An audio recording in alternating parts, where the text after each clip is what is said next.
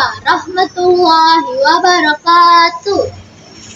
Salam sehat untuk semuanya yang sedang menyaksikan video ini. Perkenalkan, nama saya Jauhari dari SD Negeri 7 Talang. Kali ini Jauhari akan menceritakan sebuah kisah yang berjudul Batu Menangis. Penasaran bagaimana ceritanya? Yuk simak videonya. Alkisah. Di sebuah desa terpencil di Kalimantan Barat, Indonesia, hiduplah seorang janda tua dan seorang putrinya yang cantik jelita bernama Darmi. Mereka tinggal di sebuah gubuk yang terletak di ujung desa. Kehidupan mereka menjadi susah sejak ayah Darmi meninggal. Ayah Darmi tidak meninggalkan harta warisan sedikit pun. Jadi, untuk memenuhi kebutuhan sehari-hari, ibu bekerja di sawah atau ladang milik orang lain. Sedangkan Darmi adalah seorang gadis yang manja. Apapun permintaannya harus dikabulkan. Selain manja, Darmi juga seorang pemalas. Kerjaannya hanya bersolek dan cantik dirinya di depan cermin. Setiap sore, dia selalu berkeliling di kampungnya tanpa tujuan yang jelas, kecuali hanya untuk mempertontonkan kecantikannya. Setiap kali sang ibu memintanya pergi ke sawah untuk membantunya mencari nafkah, Darmi selalu menolak. "Nak, ayo bantu ibu ke sawah." "Hah, aku tidak mau ke sawah. Sawah itu panas, lagi pula nanti kulit dan kuku menjadi kotor terkena lumpur. Aku tidak mau." "Kamu tidak kasihan melihat ibu, Nak?" "Tidak, biar ibu saja yang tua pergi ke sawah.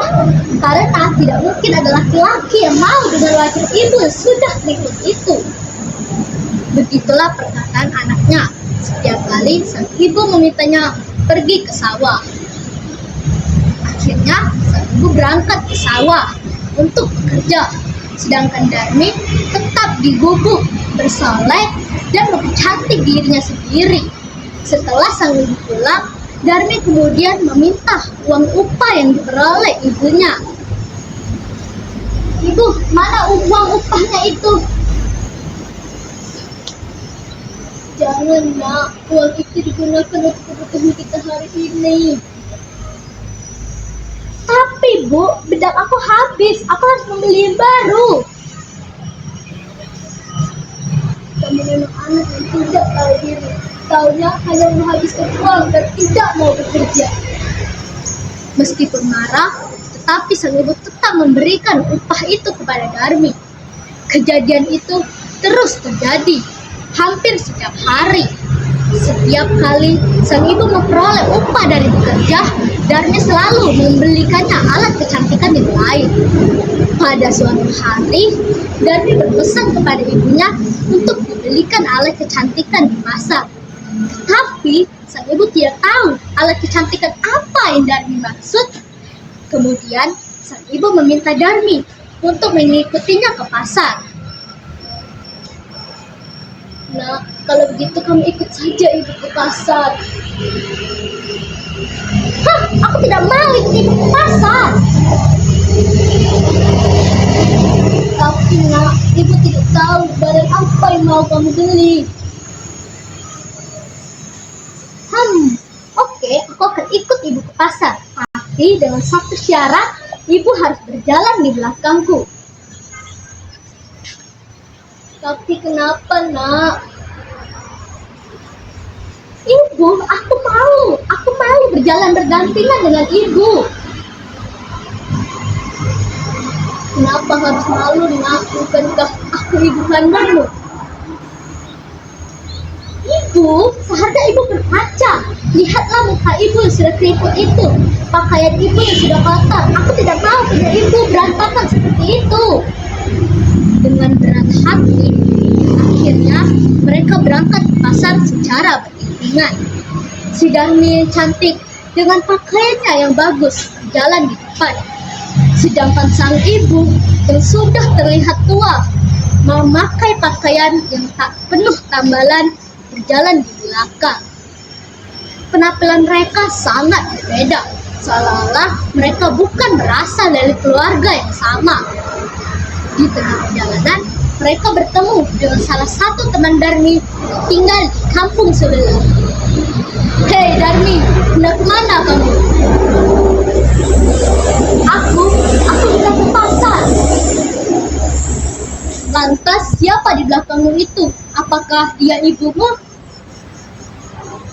"Ibuku? Tentu saja bukan. Aku tidak mungkin mempunyai ibu seperti itu. Dia pembantuku." Bak disambar petir. Sang ibu mendengar ucapan putrinya, tapi sang ibu tetap diam, menahan rasa sedihnya. Hal itu terus berulang. 1-2 kali ibu masih kuat menahan rasa pedihnya. Namun berkali-kali itu terus terjadi di setiap perjalanan ke pasar. Akhirnya sang ibu memilih untuk berhenti di jalan.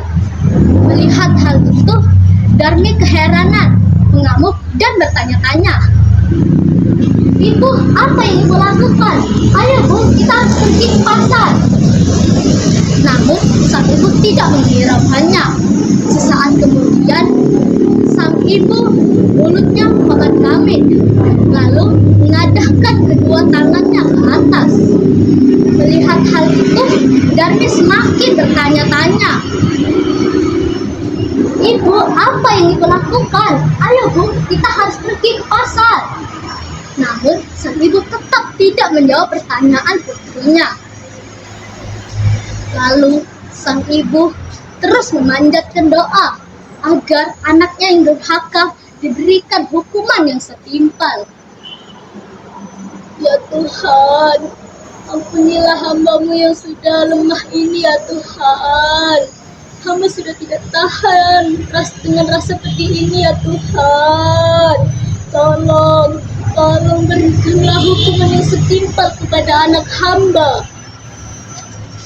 Kemudian langit tiba-tiba mendung, petir menyambar-nyambar, suara guntur bergemuruh memekakan telinga.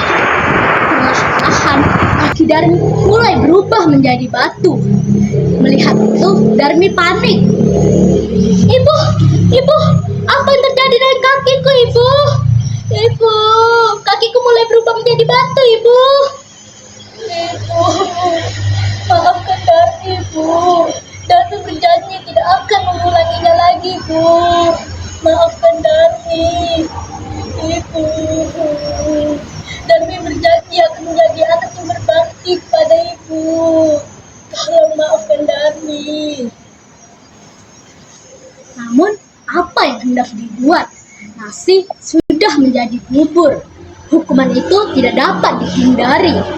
Sebelum semua tubuh Darmi berubah menjadi batu, sang ibu masih sempat melihat wajah anaknya yang deras dilewati air mata yang terus mengalir dari matanya. Sekian yang bisa Jauhari ceritakan.